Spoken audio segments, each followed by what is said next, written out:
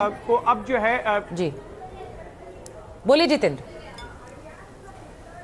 जी। और लगता है कि जो ग्राउंड सेंटिमेंट्स को देखें तो जो अजीत पवार की पॉलिटिकल लेगेसी है अब वो पार्थ पवार के पास जाएगी, क्योंकि इस तरह का माहौल, इस तरह के जो सेंटिमेंट्स हैं वो हमें बारामती से देखने मिल रहे हैं। वैसे अगर देखा जाए तो अगर अजीत पवार का निधन नहीं होता तो पार्थ पवार की स्थिति काफ़ी डावाडोल थी, क्योंकि पुणे लैंडस्कैम मामले में उनका नाम उछला था, वे विवादों से घिरे हुए थे और पॉलिटिकली वो एक फेलियर भी माने गए थे, क्योंकि 2019 में उन्होंने चुनाव लड़ा था रायगढ़ लोकसभा सीट से और वो बुरी तरह से वहां से हार गए थे। इसके बाद में उन्होंने खुद को राजनीति से दूर कर लिया था, लेकिन अब इस तरह की परिस्थिति हुई है जब अजीत पवार का निधन हो गया है और ऐसे में पार्थ पवार का नाम ही सबसे आगे आ रहा है। जय पवार जो है पवार फैमिली का बिजनेस वगैरह देखते हैं और जहां तक अध्यक्ष पद की बात है तो अध्यक्ष पद के लिए इस वक्त चर्चा में सबसे बड़ा नाम सुनेत्रा पवार का ही है। अजीत पवार की पत्नी का राज्यसभा की सांसद भी हैं, एक बार लोकसभा का भी चुनाव लड़ चुकी हैं।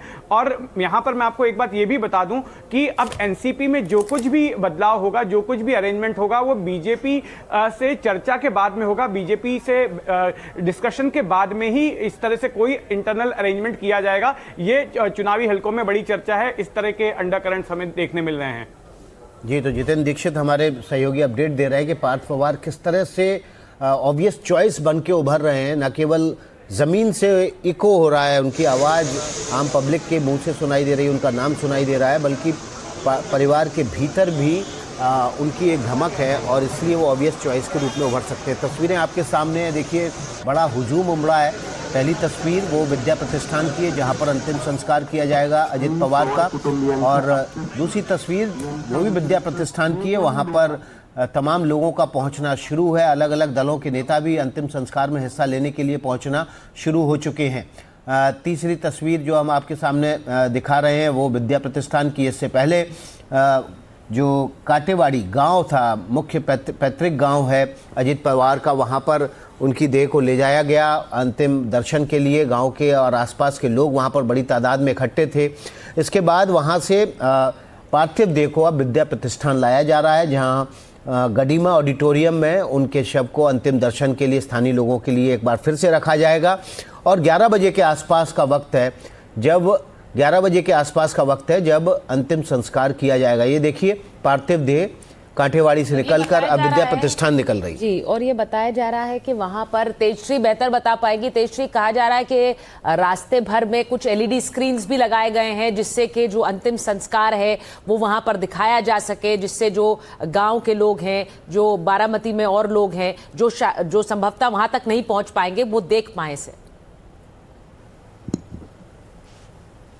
जी बिल्कुल, एक बात और हम आपको बता दें, जब हम कल पुणे से बारामती की ओर आ रहे थे तब ये बात भी सामने आ रही थी कि कैसे जगह जगह पर पोस्टर्स लगाए गए हैं और वो पोस्टर जो है, जैसे ही दादा की खबर मिली कि अजीत दादा अब इस दुनिया में नहीं रहे, चंद घंटों के भीतर लोगों ने श्रद्धांजलि देते हुए बड़े बड़े पोस्टर हर जगह पुणे से लेकर बारामती पे लगा दिए थे। साथ ही साथ शाम से ही सभी लोगों ने अपने दुकानों को बंद कर दिया था। अपनी श्रद्धांजलि जिस तरह से वे अर्पित करना चाह रहे थे, गमगीन था पूरा हाईवे। जिस तरह से हम आ रहे थे, सारी दुकानों की लाइटें बंद थी, दुकानें बंद थी, ढाबे बंद थे, जबकि वो हाईवे था और सभी लोगों का एक ही कहना था कि हम कैसे अभी खाना खाएं और खिलाएं जब हमारे घर का जो एक परिवार का सदस्य है वो अब नहीं रहा है। और जो बात अभी आप कह रही हैं बिल्कुल सही है कि जगह जगह पर एलईडी स्क्रीन आप मौके पर पहुंचिए, हम आपको फॉलो करते रहेंगे और दर्शक भी आपको फॉलो कर रहे हैं, क्योंकि ग्राउंड जीरो की तस्वीरें आप पहुंचा रहे हैं। देखिए ये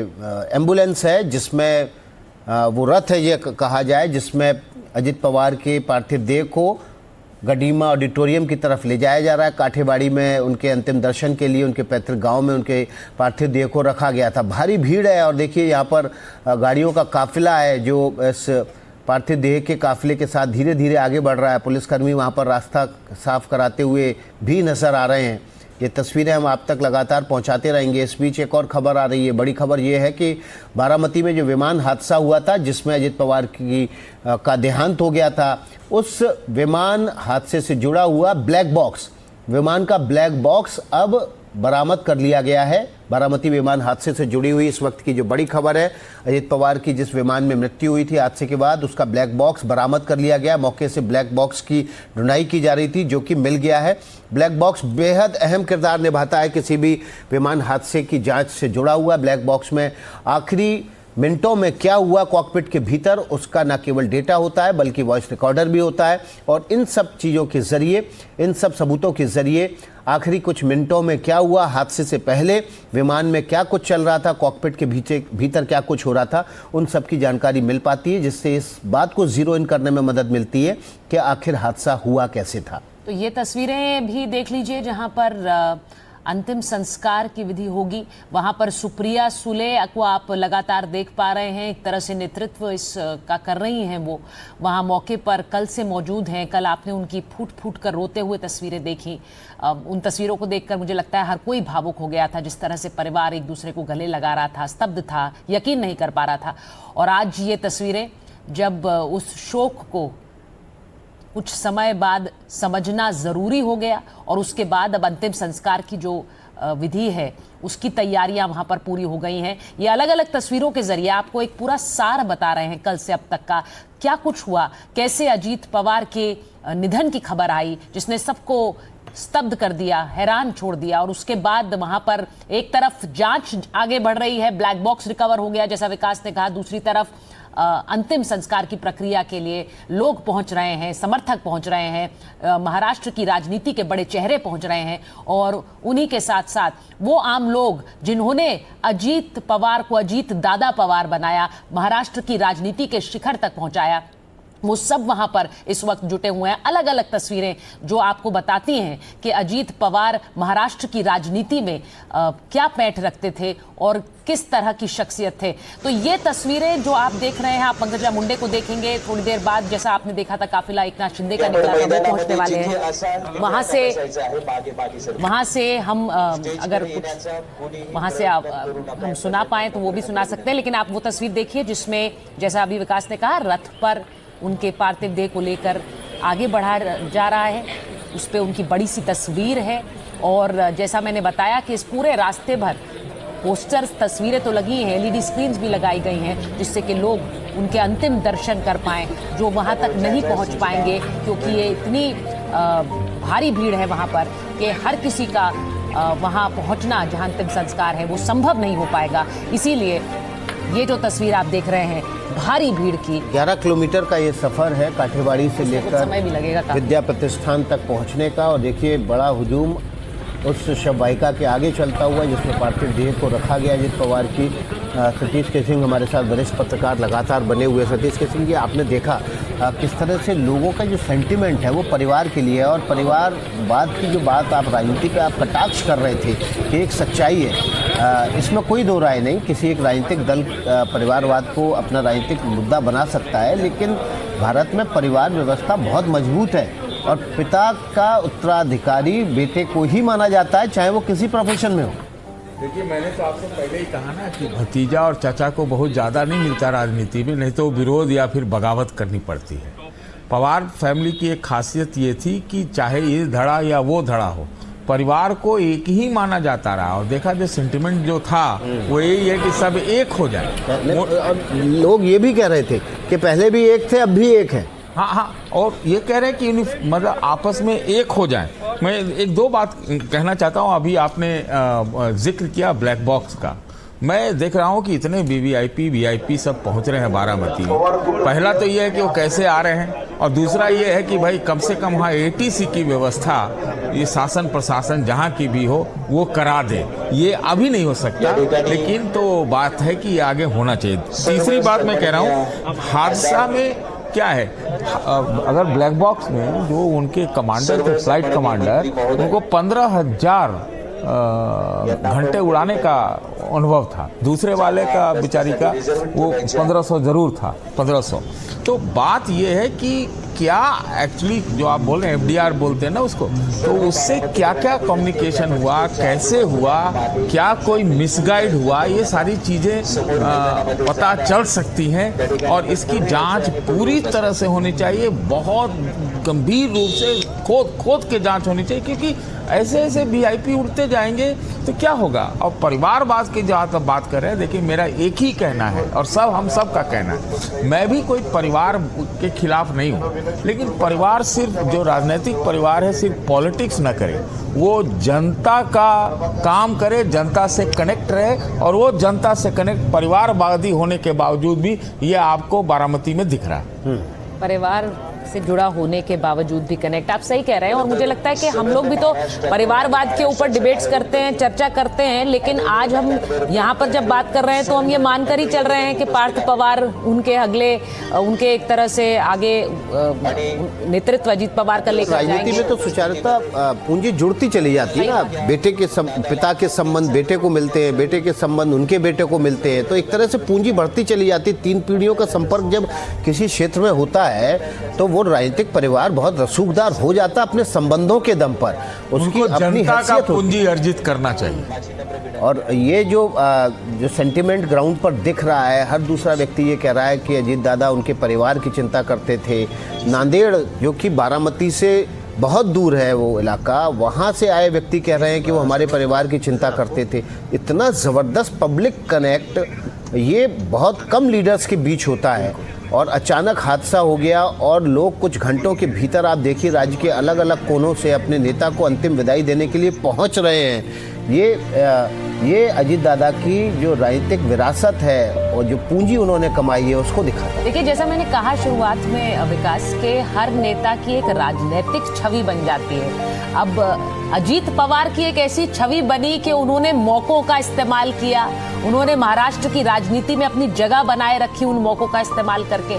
लेकिन उसके इतर जो दूसरी उनकी छवि है आज वो जमीन पर नजर आ रही है। क्यों वो इतने लोकप्रिय बन गए कि वो सीधे चाचा को चुनौती दे पाए, शरद पवार को चुनौती दे पाए। उनकी वो लोकप्रियता इन तस्वीरों में नजर आ रही है। जब आपका एक जन संवाद होता है और ग्रासरूट कनेक्ट होता है, तब आप ये नेता बनते हैं कि आप शरद पवार जैसे एक महाराष्ट्र की राजनीति के शिखर पर बैठे व्यक्ति को भी चुनौती दे सकते हैं, पार्टी अलग बना सकते हैं। तो वो जनता की जो एक जुड़ाव रहा वो आज इन तस्वीरों में, और वो अजीत पवार की उस शख्सियत को दिखा रहे हैं जिसकी चर्चाएं महाराष्ट्र की राजनीति में कम होती हैं। सतीश जी, अगर आप हमसे ईमानदारी से पूछेंगे, मुझे लगता जरूर था, लेकिन जिस तरह का जन सैलाब देख रहा हूँ, इससे मेरे लिए भी आंखें खोलने वाला है कि जिस व्यक्ति पर भ्रष्टाचार के आरोप लगे, जिस व्यक्ति पर पार्टी तोड़ने के आरोप लगे, वो आखिर उसको दम कहाँ से आता, ताकत कहाँ से आती थी। तो यही जनता का जो कनेक्ट है, जो जितना भीड़ नजर आ रहा है, इतनी भीड़ नजर आ रही है, लगता है समूचा इलाका वहां पहुंच गया है। वो यही था कि जो परिवारों का, वो परिवारवादी होने के बावजूद भी परिवारों का, हर परिवार का, आम जनता का ख्याल रखते थे, सबके काम करते थे, और इसकी वो परवाह नहीं फिर करते थे कि इस पार्टी में, उस पार्टी में कौन क्या कहेगा, हम उसके छछाया में कुछ नहीं। वो अपने बलबूते अपने काम के को लेकर जनता से जुड़े थे, और जनता की पूंजी उनके पास थी, तो वो परिवारवादी होने का भी टैग हट जाता था। जी, आप एक जो बात बार बार कही जा रही है और आपकी तरफ से ये कई बार कहा गया कि अब बीजेपी कमजोर हो जाएगी। नहीं, बीजेपी कमजोर हो जाएगी मैंने नहीं कहा, गठबंधन के तौर पर। नहीं, मैं ये कह रहा हूँ बीजेपी कमजोर नहीं हो जाएगी। देखिए, अभी आपने सुना, सब लोगों ने भी कहा, सबकी राय भी है कि अजीत पवार ने देवेंद्र फडणवीस का मार्ग प्रशस्त किया। दोनों मित्र हो गए थे, दोनों यकीन करते थे एक दूसरे में। मैं सिर्फ देवेंद्र फडणवीस के बारे में कह रहा हूं कि वो हो सकता है कमजोर हो जाए, लेकिन भारतीय जनता पार्टी तो मुझे लगता है पहले से इतना ज़्यादा मजबूत हो गई महाराष्ट्र में, अब और होगी। बिल्कुल। और देखिए, नितिन गडकरी भी वहाँ पर पहुँच चुके हैं।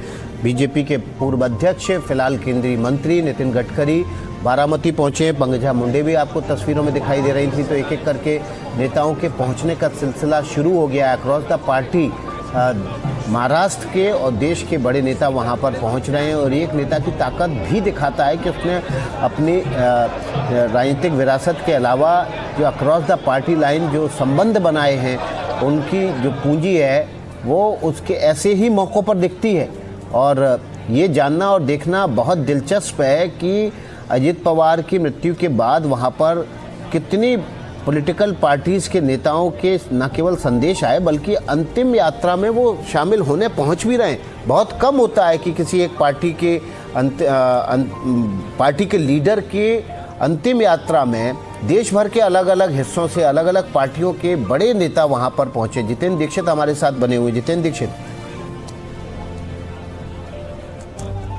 जी बिल्कुल विकास, ये ऐसे मौके बहुत कम होते हैं और मैं आपको बता दूं कि ये जो जिस तरह की भीड़ मैं देख रहा हूं यहाँ पर अजीत पवार के अंतिम संस्कार के वक्त में, ऐसी भीड़ आखिरी बार साल 2012 में दिखाई पड़ी थी महाराष्ट्र में, जब शिवसेना प्रमुख बाला साहेब ठाकरे का निधन हुआ था और तब भी कुछ इसी तरह से जनता का हुजूम उमड़ पड़ा था उनको अंतिम विदाई देने के लिए। बांद्रा के कलानगर से उनकी शव यात्रा निकली थी जो कि मध्य मुंबई के शिवाजी पार्क तक गई थी और तब भी लाखों की तादाद में जो लोग उनसे जुड़े हुए थे, शिव सैनिक और आम लोग भी उनको अंतिम विदाई देने के लिए पहुंचे थे। और उसके बाद महाराष्ट्र में ये दूसरा ऐसा मौका नजर आ रहा है जहां पर किसी राजनेता के लिए इस पैमाने पर लोग उमड़े हों, इतनी बड़ी तादाद में लोग उन्हें अंतिम विदाई देने के लिए पहुंचे हों। तो ये सीधे सीधे इस बात को दर्शाता है कि किस तरह से अजीत पवार का लोगों के साथ में कनेक्ट था और ये लोगों के साथ कनेक्ट ही था जो उनकी ताकत थी। इस वजह से ही उनमें ऐसी हिम्मत आई कि वो अपने चाचा से बगावत कर सके,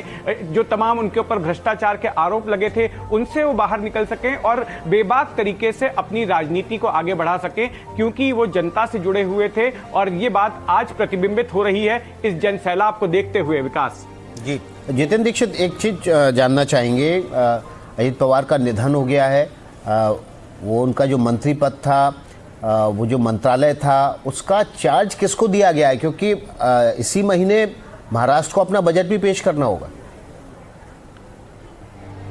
जी हाँ बिल्कुल, और मुझे लगता है कि आज या कल में इस बारे में देवेंद्र फडणवीस फैसला ले लेंगे, क्योंकि देखिए जब भी किसी मंत्री का निधन हो जाता है या मंत्री के एब्सेंस में, फिर ऐसे में वो चार्ज मुख्यमंत्री के पास ही रहता है। तो अब ये इस बात को लेकर फैसला आज रात तक या कल तक हो जाएगा कि उनका मंत्रालय आखिर किसको देना है। क्या वो मुख्यमंत्री के पास ही चार्ज रहेगा या फिर एनसीपी के किसी दूसरे नेता को ये चार्ज दिया जाएगा? तो इस बारे में फैसला लेना होगा, क्योंकि फरवरी के महीने में ही महाराष्ट्र सरकार का भी बजट है जो कि अजीत पवार को पेश करना था। और अजीत पवार ने ये बात कही भी थी, हमने जो इंटरव्यू दिखाया था, जो आखिरी इंटरव्यू उन्होंने हमें दिया था, तो उसमें उन्होंने बताया था कि कितनी व्यस्तता है आने वाले चंद दिनों में उनके लिए। जिला परिषद के चुनाव हैं, उसके बाद में उनका कहना था कि मुझे बजट भी तैयार करना है, बजट पेश करना है। तो ये सारे काम में अजीत पवार लगे हुए थे। अब वो सब कुछ नए सिरे से जिस मंत्री को ये प्रभार दिया जाएगा उसको करना होगा, और वो मंत्री कौन होगा मुझे लगता है कि आज रात तक या कल तक मुख्यमंत्री इस पर फैसला करेंगे। तो जैसा आपने कहा कि मुख्यमंत्री कल तक 1-2 दिन में इस पर फैसला सुन लेते क्या? सोचा भी नहीं था कि इस तरीके से एक्सीडेंट उनके परिवार के साथ नहीं, शरद पवार साहब, प्रताप पवार सबके साथ बात की और इसको किस तरीके से ये दिक्कत आने की शक्ति, यह बहुत बड़ा सवाल है। हम उनको श्रद्धांजलि देते हैं क्योंकि अजीत पवार बतौर वित्त मंत्री बजट भी पेश करने वाले थे। अब सरकार का काम नहीं रुकेगा, इसीलिए वो वित्त मंत्रालय किसी को सौंपेंगे या खुद देवेंद्र फडणवीस उसका सुचारिता रखेंगे। ये भी तस्वीरों में एक चीज देखने लायक है कि महिला कार्यकर्ताओं की, महिला समर्थकों की तादाद बहुत ज्यादा है। सतीश जी, आप इस पर जरूर टिप्पणी करना चाहेंगे। एक लीडर महिलाओं के बीच हम देख पा रहे हैं, नितिन गडकरी वहां पहुंच गए हैं, महाराष्ट्र की राजनीति का एक और बड़ा नाम, और अजीत पवार के अंतिम सफर के लिए, अंतिम संस्कार की विधि के लिए नितिन गडकरी की तस्वीरें आ रही। राज ठाकरे वहां पहुंचे हुए हैं। जरा एक बार जल्दी से अपने दर्शकों को बता दें, शरद पवार को आप देख ही रहे हैं वहां बैठे हुए, और अभी अभी सुप्रिया सुले नितिन गडकरी को लेकर वहां पहुंची है। सुशील कुमार शिंदे वहां पहुंचे हुए हैं, 6 पहली पंक्ति में बैठे हुए हैं, उनके साथ नितिन गडकरी बैठे हुए हैं। देवेंद्र फडणवीस, एकनाथ शिंदे, जिनके साथ अजीत पवार ने शपथ ग्रहण की।